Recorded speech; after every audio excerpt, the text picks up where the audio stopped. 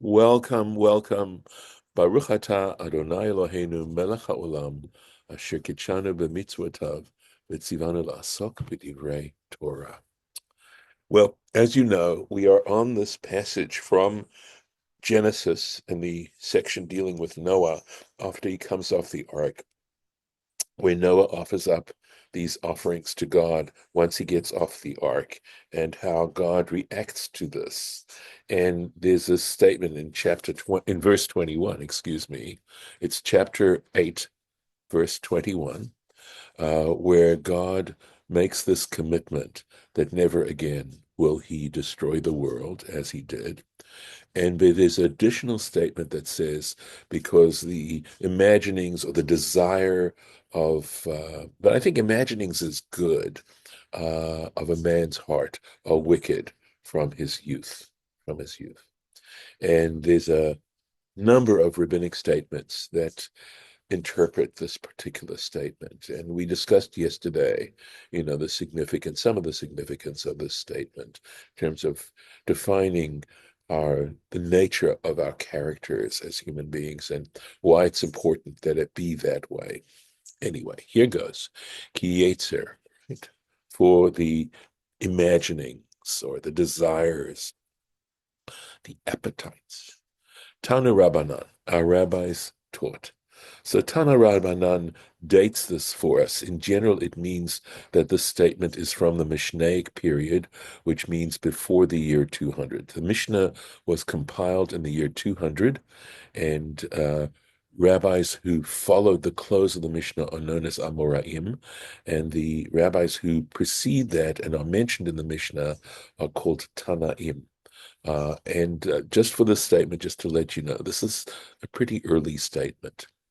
Kasher Yetzer Hara, the Yetzer Hara, this evil inclination within human beings, is really tough, very hard, very. It's a great challenge. She'afilu yotzro kar'o ra, because even the one who, look at the word yetzer, yotzro, the one who formed it. Yotzer is usually a verb that's associated with a potter, and is the act of creating the bowl or the pottery is yotzer. So in other words, you have the material, and what the potter does essentially is to shape the material from this glob into something that's recognizable and that has use, that has purpose, etc. So the one who formed it, we'll say form, right? Kara o ra, calls it wicked. And take a moment just to think a little bit about that, because essentially the very fact that we talk about God being a creator immediately implies a relationship between God and the creation that is a relationship that essentially it would not be created had God not desired, right, had a deep desire to do this. I'm using human terms to describe a divine process, but at least even if I'm speaking, in that anthropomorphic kind of way, it nevertheless gives us a sense of the relationship of God to creation. And there are all kinds of other implications that come about. So if we're speaking in anthropomorphic terms, how do you think God feels when people who he formed, when God's creation acts in ways that are wicked, right? So we're saying here that the Yetzer Hara within human beings that leads them to do things that are self-destructive, selfish, narcissistic, um, immoral, etc., those sorts of things, right? Where people let their appetites, whether, essentially for power or for money or for sex, run wild, right? It is extremely destructive. At any rate, here I believe we're talking essentially about the sad irony that there is an element of creation that God himself has to call wicked. Shenemar, as it states, and this is the proof, right? And no surprise here. Vayomer Hashem, God said, the Lord said, etc. Lo osif lekalel od, I will no longer curse anymore, etc. Ki yetzer lev ha'adam ra, because the imaginings of the heart of man are wicked. And that's from Tractate Kiddushin. Okay, so let's take a look at what he says here. So I think I'm looking, I just want to make sure we're going to cover everything that's involved here. Okay. And here we are into the Torah Temimah itself. Ritzono lomar. So what's the implication? What's it trying to say? Ritzono lomar, what he means to say. Afalpi, even though shenahughu, that normally it's the way, shekol yitzur chaviv al yotro, that anything created, right, any creature is a delight to its creator, right, to the one who formed it. Uvachol, but nevertheless, kara'o ra, God who created the Yetzer Hara calls it, this particular Yetzer calls it ra, calls it wicked. Shmamina, and from this we can infer, right, shekashehu ma'od, that this must be really, really tough. V'yein od lefanenu, and check out ahead of us, the ale above. Sof parsha, lefanenu means before us. In other words, what we said before, la'el at the above.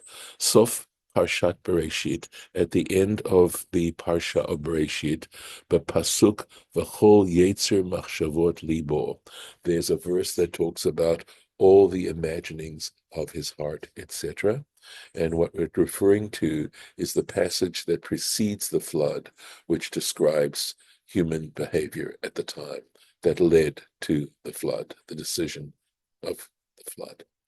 So it's a very short Torah Temimah here, but let me see if I can riff a little bit on it and say, see it as, in a way, a commentary or a lens with which to look at what's going on today.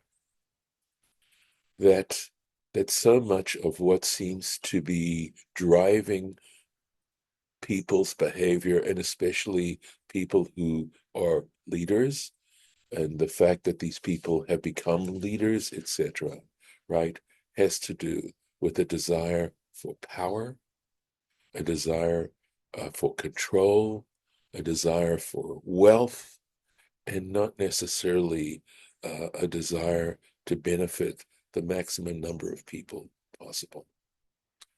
I know I've said this many times, but as I said, I think the definition or the defining quality of a great civilization or a great country, great society, is the way in which it attends to the people who are underprivileged. And that there is a responsibility on the part of those who are in power, those who have the means, to do whatever they can to help the suffering and to eliminate as much as possible the suffering of those who are in fact suffering. It's not simple. I think there are basically two elements, two cornerstones. One is compassion, and the other is justice. That we need both for a society to thrive. And the degree to which that is actually happening today is questionable. And the reason why religion is something important here is because there is a recognition in a belief in a divine creator, in a transcendent creator.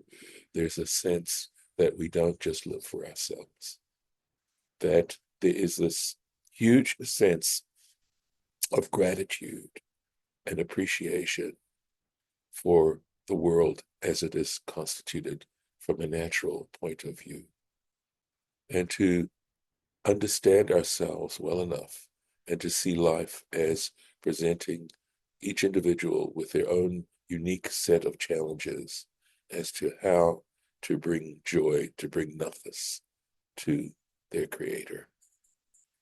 And the Torah for us as Jews, is a great path in that regard, and is an essential element to trying to understand what God wants of us. It's not about ourselves. It's not what we personally want to satisfy whatever selfish desires we might have. And certainly what we're reading, if we accept what we're reading now, not to satisfy our evil inclinations, but to see that as a way, as a stepping stone to confront it and to be able to, I would say, in a way, conquer ourselves and sense that victory. David, question. Yeah. So, in your opinion, then, I mean, has there ever been a society that even comes close to, serving the needs of the underprivileged? Really. Good, good question. I think that instead of sort of seeing it as a black and white thing, I think seeing it as a shaded thing, that there are some societies which make that attempt more than others. One is not necessarily looking for to or expecting perfection, but I think it has more, and I think this works as an individual as well. None of us is perfect. The question has to do with the vector. What is you know, the measured line segment of the direction that we're going? And to what degree are we attempting to do it? Um, I think that we would hold the Messianic era as being a time when that could be, that it would be perfect. But the issue is that the term perfect has more to do with the meaning of improve. And I think there have been times when American society, for example, and I'm not saying it's necessarily the one society, has gotten closer, and there have been times when we've moved further away from it. And I think that, I just don't know enough about world history and world societies to be able to speak, with authority regarding to try to answer that question. But I would suspect that there are societies that have done better and others that have done worse. No, it's absolutely fair. I mean, yeah, I wasn't expecting that you would have the historical answer, but I think the point about the vector and the spectrum Yeah. associated with it, it makes a lot of sense. Yeah, it would be there. There's probably been some sort of research on this somewhere. Oh, I think there So might have been. I know that would be interesting. yeah, it would be interesting just to understand, who the top 10 are over history, right? Anyway, I mean, so right. Biblically speaking, I can tell you, as you read the narratives and the sort of parts of the Bible that deal with the various histories, and the kings of Israel and the kings of Judah, they do always talk about this king was a good king and did right in the sight of the Lord, and this king was a wicked king and acted in an evil way. And of course, they go into, what's involved there. And we talk about idolatry and we tend to often confuse it with fetishism, but idolatry has a lot to do with values and what you hold to be, of greater significance. And of course, we have talked about how money can in fact be an idol and the nature of worship and that kind of thing, and worshiping money or worshiping power, or again, allowing those things. And of course, we know that within our own tradition, idolatry is anathema. I mean, it is considered the worst. So, you know, it's all involved in this. thank you. You bet. Thank you for asking the question. So let's keep going on here. See if we can take a little bit more. Okay, interesting statement coming up now. This is the last little comment that we're going to have on this particular statement, this pasuk, this verse. Ra min urav, right? So literally it means wicked from his youth, right? From his youth. Amar Rabbi Yud, said Rabbi Yud, min arav, okay, or min urav, this word which is pronounced min urav, from his youth. Chaser ketiv. It's written without the vav. Do you see min'urav? If you know that very often, while we don't have vowels in the same way that we do as in English, in Hebrew, we do have letters that indicate a certain way in which a vowel would be. So, for example, this yud here is generally pronounced as an E or an A, and a vav right here, Rabbi Yudan, you see that vav, right? It indicates either an O or an U. So, min urav, it's as if there should be a vav there to indicate min urav. But in the text itself, it doesn't say that. Did you see that? Here they've got a vowel sign. These were developed much later in the course of the development of Hebrew. These points here to indicate the vowel that's involved, okay? So you can see that this is a vowel, this is an U sound, these three dots diagonally, but there's no vav here, okay? It's spelt without it. There are other technical reasons why it is spelt without a vav, but for the moment, let's just leave it where it's at right now. So it's written without the vav. Chaser means without, right? Missing. Misha'a, so the indication is Misha'a, in other words, what it means, understanding it or reading it without the vav is from the moment shehu nin'ar v'yotze la'olam. In other words, from the very moment the baby is born and stirs, because this, you see this? Nin'ar? Nin'ar means sort of to shake around, to move around. V'yotze, and comes out into the world. Mikan, and from this Amru, they said, Katan sheachol lechol kazayit dagan, that when a baby, a minor, is able to eat an olive's bulk, a zayit is an olive's bulk of wheat, right? In other words, of wheat, porshim mitso ato, one has to stay far away from his feces, umi me raglav, and from his urine. Literally, it means the water of his legs, right? But it's his urine. Arba amot, 4 cubits, the kriyat Shema, if you want to recite the Shema, if you want to fulfill the obligation of reciting the Shema. In other words, to recite holy words. Why? Mipnei shemachshavotav raot. And the reason is that his thoughts, his imaginings are wicked. He's going to have a dark side. So this is, as it's quite a mouthful here, right? To take in for the first time. So just to give a little bit more background here, what's going on here? What is going on here, number one, is that when you're in prayer, when you're in a state of attempting to act in a holy manner, you want to stay away from things that are foul-smelling or represent sort of the things that we might call disgusting. We know that there are elements of us that we, having to go to the bathroom is a necessary thing. We recognize, we actually say a blessing after we go to the bathroom. But nevertheless, we know that a bathroom very often is a place that has foul odors and things like that. And so you don't want to be associating acts of holiness like reciting the Shema, in which you are basically accepting upon yourself the idea of divine sovereignty and the sole divine sovereignty of God, and doing it in the presence of feces or urine.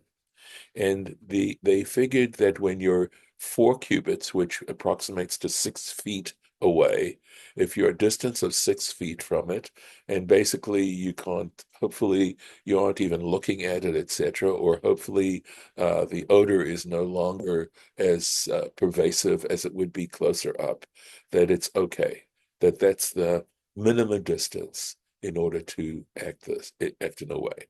Now, this is an example, of rabbinic material that deals with everyday life, that attempts to to be able to bring in acts of supposedly, where one is trying to act in a very holy manner, but in a world that contains these kinds of things. So that's the basic principle, but of course, there's still a lot that needs to be explained, because what has that got to do with the fact that this child is eating wheat, something like that? All right, so that we're going to take a look at, and I'm going to get started on this. I don't know how far we're going to get into it, but I'll do the best I can. Here we are. Let's see. Okay, we may be able to go. This is tet sign, excuse me. All right. Find out. Okay, it's saying tet zion, which would be here. Right, there it is. Here we are. V'afalpi, and despite the fact, de lefi inyan hadrasha, that according to the subject of this interpretation, shayach inyan prishut zot miyad keshenolad, despite the fact that when you look at this interpretation, one would think that prishut means staying away. In other words, keeping that distance from the feces, because we know that even little children, of course, urinate and defecate, right? Zot miyad shinolad. We would think, well, that means from the moment it's born, right? A moment from the baby's born, because of course it's urinating and defecating, and so we should this particular halacha. Why the introduction of eating an olive's bulk of grain? Right? What's that got to do with it? Why are we saying that it's only at that point that one has to stay away, keep away? Kamiri. But the point is that Kamiri means, I think we have a tradition, right? We really actually have a tradition, or we conclude, or maybe there's a discussion there where we have to kind of refine that initial statement. De lo shalit be, that in fact the Yetzer Hara does not have control over him, right? Lishlot means to govern or to have control over. Ad shiur ad shiur, until an amount sheyachol lechol kazaytagan. That in fact, so this is the connection. That in fact this this beginning of this Yetzer Hara doesn't actually have control. It might be present in the baby from the moment it's born, but it doesn't have control, or any kind of control whatsoever, over the baby until the child is able to eat an olive's bulk of wheat. V'halashon, and this term mנעריו, right? That when it's saying from the moment he moves around, right, etc.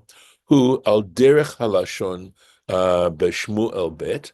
It's similar. It can be compared to the expression in the second book of Samuel, chapter 2, v'hana'ar na'ar. Look at that. That is the story. You may well know this story about the child who goes out. Remember, there's I believe Elisha promises this woman who makes a room for him. It's a haftarah we actually have, that she is unable to have a child, and he tells her that she will have a child, and she's able to have the child. And then what happens is the child goes out one day into the field, and he passes out. And they take him back to the house, and it seems like he's dead. Okay. And the woman then goes to Elisha and says, "What have you done now?" And Elisha comes and he stretches out on the baby, etc., etc. And the baby shakes a little bit and moves, and now he is restored to life. And this is that passage which describes the child shaking, etc., moving, showing signs, exhibiting life, signs of being alive. Vahu. So that's and the term in the Hebrew is na'ar. Okay.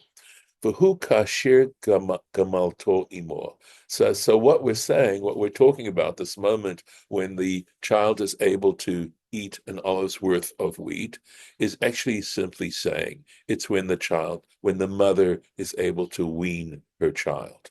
That's what we're really talking about. So from the moment of weaning, v'chein kan or yeah. And here too, it's talking when he starts to be weaned. Yen midinze, and you can also see a similar kind of law. But Orech Chaim, this is one of the four major books of the Shulchan Aruch, Orech Chaim, which deals with prayer and the festivals, etc. And he gives you the direct reference, Siman Pei Hey. So basically, we're talking about chapter 81, Seif Aleph, paragraph 1, so that you can look it up if you want to.